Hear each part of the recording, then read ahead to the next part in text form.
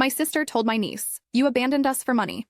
That evening, I canceled all transfers to her education fund. When she called about the empty account, I said, "Strange from someone who says I abandoned family. After 2 years working abroad, I visited my family. My niece refused to hug me, and my sister explained, 'We told her you abandoned us for money.'" I smiled and stayed silent. That evening, I emailed the bank to cancel all regular transfers to my niece's education fund, which I'd set up at her birth. When my sister tried to withdraw money for school needs a month later, the account was empty. "What happened to the money?" she screamed over the phone. "I took it," I said calmly, "but it was for the child." "Strange to hear that from someone who teaches her daughter I abandoned the family for money," I said, hanging up. Now they're crowdfunding for her education, and I started a fund for other kids. So here's the whole mess that went down. 2 years ago, I landed this killer job opportunity with an oil company in Dubai. Like, we're talking triple my old salary, sweet housing allowance, the whole 9 yards. My sister Jen wasn't exactly thrilled when I broke the news over Thanksgiving. Dinner, she got all weird and quiet, picking at her mashed potatoes while everyone else was congratulating me. "What about family?" she finally asked, and I could tell by her tone she wasn't asking a question. She was throwing shade. I tried explaining how this gig would set me up financially for life. 2 years of desert living, and I'd come back with enough saved to buy a house outright, maybe even start my own business. Plus, I'd been setting aside money for her daughter Lily's college fund since the day she was born. This opportunity meant I could dump even more cash into it. "Whatever," Jen said, in that way that clearly meant it wasn't whatever. "Do what you want. You always do." That stung, not gonna lie. Jen and I had always been tight growing up. When her husband Tom bailed after Lily was born, I was the one who moved in for 3 months to help. I was there for Lily's first steps, first words, all that good stuff. But Jen had been different since I got my MBA. Like my success was some kind of personal attack on her. Fast forward to last month. I finally wrapped up my contract and flew back home, hauling a suitcase full of gifts. I'd FaceTimed with Lily every Sunday for 2 years straight, never missed a call. The kid was 6 now and growing like a weed. In my mind, we were still besties. I'd been daydreaming about our reunion for weeks, her running into my arms at the airport, me swinging her around like in those cheesy homecoming videos. Reality check. I walked into my mom's house where they were all gathered for my welcome home dinner, and Lily straight up hid behind Jen's legs. When I knelt down with the stuffed camel I'd brought her, she just stared at me like I was some rando trying to kidnap her. "Lily, it's Auntie. Don't you remember our video calls?" I said, feeling my heart crack a little. Jen put her hand on Lily's shoulder. "She's just shy around strangers." Strangers? I'd talked to this kid every week for 2 freaking years. "Go say hi to your aunt," my mom encouraged from the kitchen doorway. Lily looked up at her mom, who gave her this weird little nod, and the kid trudged over like she was walking to the dentist. No hug, no smile, just a limp little handshake. "Why? Don't you want to hug me, sweetie?" I asked, trying to keep my voice light. "We talked on the phone just last week about your new bike, remember?" That's when Lily dropped the bomb.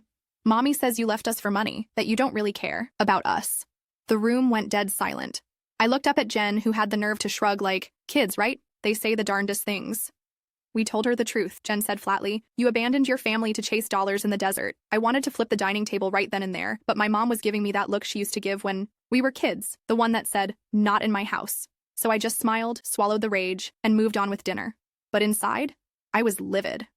That night, in my old bedroom at Mom's place, I pulled out my laptop and logged into my bank account. Since Lily was born, I'd been putting $500 a month into a special education account for her. During my time in Dubai, I'd upped it to $1,000. The balance was sitting pretty at just over $65,000. College was still years away, but I'd set it up so Jen could make small withdrawals for school expenses, private school tuition, summer camps, that kind of stuff. It took me about 5 minutes to cancel all future transfers and move the entire balance to my personal savings. Maybe not my proudest moment, but in that moment, it felt right. The next day, I acted like nothing happened. Spent time with my parents, tried again with Lily, who was warming up slightly, and even helped Jen with some car trouble she was having. Her ancient Honda Civic was on its last legs, and I offered to help her shop for something more reliable. When I got settled, "Don't need your charity," she snapped. "It's not charity, it's family," I fired back. "Oh, now you remember what family means," she muttered. I let it slide. Again. Update.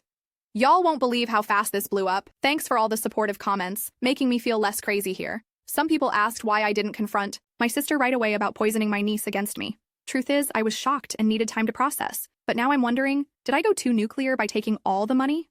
Should I have left some for Lily, who's innocent in all this? What would you have done? For the next few weeks, I apartment hunted and interviewed for jobs back in the States. The Dubai experience had seriously boosted my resume, and I landed a sweet gig at a consulting firm downtown. Jen and I maintained a frosty peace at family events, but we weren't exactly braiding each other's hair or anything. Then came the call. I was at Target loading up my cart with home essentials for my new place when my phone lit up with Jen's face. For a split second, I thought maybe she was calling to apologize. "Yeah, right. What did you do?" she demanded the second I answered. "No hello, no how are you, just straight accusation. Gonna need more specifics," I said, tossing a set of bath towels into my cart. Don't play dumb. I just tried to withdraw money for Lily's fall tuition deposit, and the account is empty. I paused in the middle of the home goods aisle. This was the moment I'd been waiting for, but now that it was here, I felt weirdly calm. Oh, that, I said, examining a shower curtain like it was the most interesting thing in the world. Yeah, I moved those funds. You what? Her voice was so loud that a woman with a baby in the next aisle glanced over with concern. Relocated the assets, I said, still super casual. Investment strategy change. That money was for Lily's education. I had to hold the phone away from my ear. Strange, I replied. I thought I was just sending money from Dubai because I abandoned my family for cash. Isn't that what you've been telling your daughter? Silence on the line. I could practically hear the gears turning in her head. That's different, she finally sputtered. You can be mad at me, but don't punish Lily. I'm not punishing anyone, I said. Just reallocated funds to align with my family values. You know, since I'm apparently not family anymore. You can't do this, she shrieked. That money was promised to her. Check the account paperwork, I said. My name's the only one on it, always has been. I'm telling Mom and Dad, she threatened, like we were 12 years old again. Go ahead, make sure you explain the part where you taught your daughter I abandoned her for money, even though I called every week and sent presents for every birthday and Christmas. More silence, then a different tactic. Please, she said, her voice suddenly soft. Lily got accepted to Bradford Academy. The deposit is due. Next week, it's her future. For a second, I wobbled. I love that kid, despite everything. But then I remembered her face when she parroted her mom's garbage about me abandoning them. Sounds like you've got some fundraising to do, I said, and hung up. Was it petty? Sure. Did it feel good? Also, yes. But here's where things get complicated. My mom called that night and she wasn't happy. Turns out Jen had indeed run to her with a story, conveniently leaving out the part about trash-talking me to Lily. She's your sister, and that child is innocent, Mom said, disappointment heavy in her voice. Ask her what she's been telling Lily about me, I countered. Mom got quiet for a minute. I did. She admitted that. She may have said some things out of bitterness. Some things? Mom, my own niece thinks I abandoned her for money. Do you know how much that hurt? Every Sunday for 2 years, I scheduled my life around FaceTime calls with that kid. I sent packages every month. I worked extra projects so I could put away more for her future. And this is what I get. Mom sighed that deep sigh parents perfect over decades. 2 wrongs don't make a right, honey. Classic mom wisdom. Annoying because it's true. What do you want me to do? I asked, already knowing the answer. Come to Sunday dinner. Both of you need to talk this out like adults. Sunday rolled around, and I showed up with a bottle of wine and a knot in my stomach. Lily was at a friend's house, probably for the best, and Jen was already there, looking like she'd been sucking lemons. Mom made her famous pot roast, but nobody was really eating. Dad kept glancing between Jen and me like he was watching a tennis match where both players might whack the ball at his head at any moment. Finally, Mom cleared her throat. All right, enough. Jen, you start. Jen glared at her plate. I'm sorry I told Lily you abandoned us for money. It was the least apologetic apology I'd ever heard. And, Mom prompted. And I'll tell her the truth, Jen added reluctantly. That you were working and still cared about us. I nodded but didn't say anything. Your turn, Mom said to me. I'm sorry. I emptied the education account without warning you, I said. That was reactive. It was cruel, Jen muttered. Almost as cruel as turning my niece against me, I shot back. Girls, Dad warned, speaking up for the first time. Jen's eyes welled up suddenly. You don't get it. You went off to your fancy job and your fancy life, while I'm stuck here working 2 jobs, driving a car that breaks down every other week, living in that crappy apartment. You send money and think that's enough. But Lily needed you here. I needed you here. And there it was, the real issue. You never asked me to stay, I said quietly. You just got passive-aggressive and then punished me for going. Would you have stayed if I asked? She challenged. Honestly, I don't know. That job was a once-in-a-lifetime opportunity, but maybe we could have figured something out if she'd actually talked to me instead of bottling up resentment for 2 years. I don't know, I admitted, but we'll never know because you didn't give me the chance. Update. Whoa, this thread is on fire. Y'all asking great questions. Some think I should have just left the money for Lily regardless, and I get that. Others are team, she made her bed. The family dinner was tense AF, but revealing. The real kicker? Turns out my sister's financial situation is way worse than I knew. Now I'm stuck between wanting justice and not wanting my niece to suffer. Would you help someone who deliberately hurt you if an innocent kid's future was on the line? After dinner, Jen and I sat on Mom's back porch with our wine. The tension wasn't gone, but it had shifted into something less hostile. The school really is perfect for Lily, Jen said, staring into her glass. She's crazy smart, tested 2 grade levels ahead in reading. But the public school here isn't equipped for gifted kids. Bradford's expensive, I noted. It was the top private school in town, known for its accelerated programs. I know. I've been picking up weekend shifts at Amazon's warehouse to try and cover it, but with the deposit gone, she trailed off, and I could see the defeat in her shoulders. I took a long sip of wine. You should have just talked to me, Jen, all this time. I was jealous, she admitted, her voice small. You were out there succeeding, and I'm a single mom, working herself to death and still barely making it. Every time Lily asked why we couldn't afford something, or why we never go on vacations like her friends, It was easier to make you the bad guy than admit I'm failing her. That hit me right in the chest. You're not failing her. Being a single parent is hard. Tom sends checks sometimes when he remembers he has a kid, she said bitterly. Usually around Christmas when guilt kicks in. We sat in silence for a few minutes, listening to the crickets and watching fireflies blink in Mom's garden. I'll tell Lily the truth tomorrow, Jen finally said. That you didn't abandon us, that you called every week, that the gifts were from you. Thank you, I said. It wasn't going to fix everything overnight, but it was a start. The next day, I made a decision. I didn't fully restore the education fund, but I did transfer enough to cover Lily's deposit and first semester at Bradford. I texted Jen the confirmation. Her response came quickly. Thank you. I don't deserve this. It's not for you, I texted back.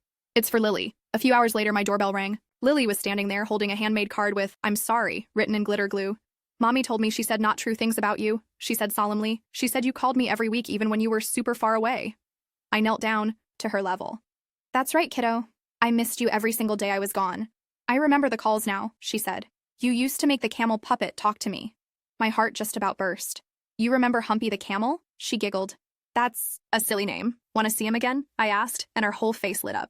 That afternoon, we had our own little party in my new apartment. Jen came to pick her up later, and while things were still awkward between us, we managed actual civil conversation. Rome wasn't built in a day, right? Over the next few months, I set some boundaries. I didn't fully restore the monthly transfers, but I did set up a new arrangement where the money went directly to Bradford, rather than through Jen. I also started spending regular one-on-one time with Lily, museum trips, ice cream dates, the works. As for the rest of the money, I kept my word and donated it to a scholarship fund for kids from single-parent households. Jen wasn't thrilled about that, but she didn't really have a leg to stand on to complain. The real game changer came about 4 months after my return. I was helping Jen jumpstart her car for the third time that month when I'd had enough. This thing's a death trap, I said, slamming the hood. Tell me something I don't know, she replied, brushing rust flakes off her hands. Let me help you get something reliable, I offered again. This time, instead of snapping at me, she hesitated. I can't afford car payments right now, not with Lily's school expenses. Who said anything about payments? I've got signing bonus. Money sitting around, she stared at me. I can't take that kind of money from you. Think of it as an investment in my niece's safety, I countered. Can't have her riding around in this tetanus risk on wheels. The next weekend, we went car shopping and found a certified pre-owned Honda CR-V with low mileage. Nothing fancy, but solid and safe. When I handed over my credit card, Jen looked like she might cry. I'll pay you back, she insisted. Eventually, I agreed, knowing full well it might never happen. No rush. That night, she sent me a text that simply said, I'm sorry I was such a witch. Thank you for being a better person than me. Of course, not everything was sunshine and rainbows after that. We still butted heads. We're sisters after all. But the poison had been drawn out of our relationship. Lily was thriving at her new school, and Jen had stopped bad-mouthing me to anyone who would listen. About 6 months after the whole blow-up, Jen invited me over for dinner. She'd made my favorite, lasagna with extra cheese, and Lily was bouncing off the walls with excitement about some school project. After Lily went to bed, Jen pulled out a folder and slid it across the table to me. What's this? I asked. I've been working with a financial advisor, she said. Part of the employee assistance program at work. She helped me make a budget and a 5-year plan. I flipped through the papers, detailed spreadsheets, goals, even a modest retirement plan. This is amazing, Jen. I'm never going to be rich, she said with a small shrug. But I don't want to rely on you or anyone else forever, and I want Lily to see that her mom can stand on her own feet. I'm proud of you, I told her, and meant it. There's something else, she said, looking nervous. I applied for a management training program at work. If I get it, it means better hours and a big raise. That's fantastic. It also means I'll need help with Lily sometimes. Late meetings, occasional travel. I know you're busy with your new job, but say no more. I cut her off. Auntie duty is my favorite duty. The relief on her face was palpable. I didn't know if you'd want to after everything. Water under the bridge, I said, though we both knew it wasn't quite that simple. Some wounds take longer to heal, but we were trying, and that counted for something. Final update, folks. Thanks for riding this emotional roller coaster with me. Many of you asked if I ever fully trusted my sister again. Honestly, trust is rebuilding slowly. The car situation helped. Actions speak louder than words. But the real MVP moment? Finding out Jen's been teaching Lily to set aside part of her allowance for when Auntie comes home from business trips so she can buy me little welcome home gifts. Family's complicated, right? Sometimes you gotta blow it all up before you can rebuild something better. Anyone else have family drama that eventually led to stronger relationships? Last week was Lily's 7th birthday. I helped Jen throw a science-themed party at the local children's museum. Lab coats for all the kids, slime-making stations, the works. It was chaotic and messy and perfect. As we were cleaning up after the last guest left, Lily came running up with a small wrapped package. This is for you, Auntie, she said proudly. I bought it with my own money. Inside was a keychain with a photo of Lily and me from the day we went to the zoo last month, both of us making silly faces at the camera. On the back, she'd written, in her wobbly handwriting, "Best auntie ever." I'm not gonna lie, I teared up a bit. Every time you look at your keys, you'll remember I love you even when you're far away, she explained seriously. I pulled her into a hug.